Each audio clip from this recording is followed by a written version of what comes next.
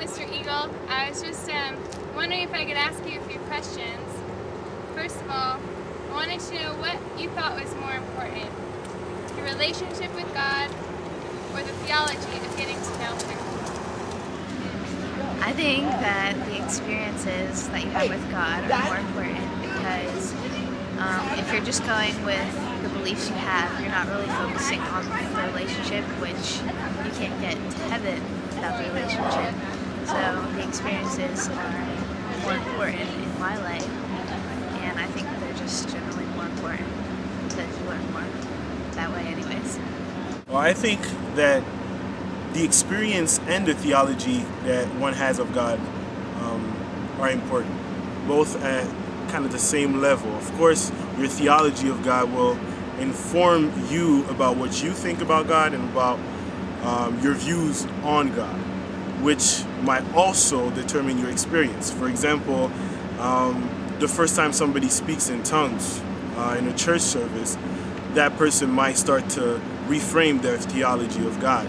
Our experience often has this kind of power over our core values, and that will be a huge part of the definition that we have when it comes to our theology of what we believe when it comes to God. I think as Christians we should always try to remain as orthodox as possible to the theology that was given to the church fathers or through the church fathers throughout the history of the church. At the same time, we also have to allow ourselves to be humble and also see that the Spirit is still moving and that our experience might teach us more about what we understand of God. The experiences of God are more important because people in other countries don't necessarily know what the theology of God is, but they believe in God just because they've experienced Him. And so I think that that's more important because some people who know the theology of God and haven't experienced Him aren't true believers. So I think it's the experience. Hello, Herschel. On the quote, every Christian has to be a little Christ, how do you feel about that? I won't say every Christian can become a little Christ, because if I use me as an example, I'm a Christian, but things I do are not Christ-like. So I mean, it's not like I'm perfect. Not everyone's not perfect, and I'm sure everyone doesn't follow the ways of Jesus or God. So I can't say everyone can be a little Christ. We can try and live up to the standards of Christ, but we can never ever be a little Christ per se. So. Well, that's impossible to be exactly like Him because He was perfect. But I guess that's the least that we can do since He did all the stuff for us, to shine through ourselves and show other people who Christ is. So you think we should make an attempt? Make an attempt. It's not going to be... Are y'all trying to joke? It's going to be hard to be perfect like Christ, but we should try. I agree with this quote, and I say that as Christians we are to be little Christs. And I mean, a lot of people say that they're Christians, but they act nothing like Christ. And Christian actually means little Christ, so that's exactly how we should act, is to be like Him in every way, helping the poor and the needy, and just loving those around us, no matter what the circumstance. I think that's a relatively true statement. The Bible tells us that we're mirror images of Christ, but we're also supposed to be like Him. God is perfect and He's sinless, so we're also, even though we can't be exactly like that, that's what our goal is. So I think that in the end, Christians are supposed to be like little Christ because that's our goal, to be sinless. Yeah. So what's your friendship with God like? Is it your initiation or His? Go ahead. I think it's our initiative to have a friendship or any relationship with God.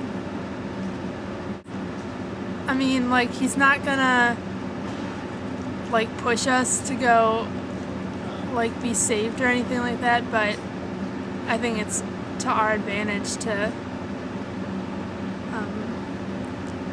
go out there and try and start something with Him. It is our initiative to reach out to Him, because we don't necessarily need to, He doesn't necessarily need to reach out to us because He's always here.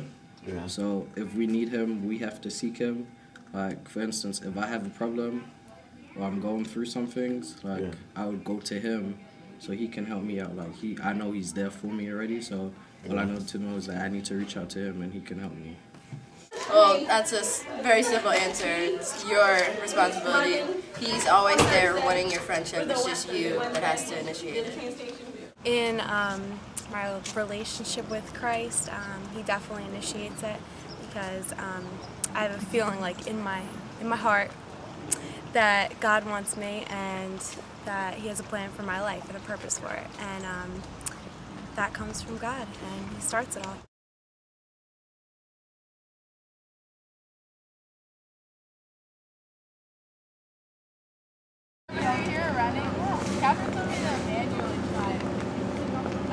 Brooke! Brooke! Oh, that's so embarrassing. I know. Oh dear, you're recording. So what's your friendship with This is just in case the game decides to go all haywire. How do you answer that? Rumor is that they chase I don't you know back. my question. Run at it. Oh no.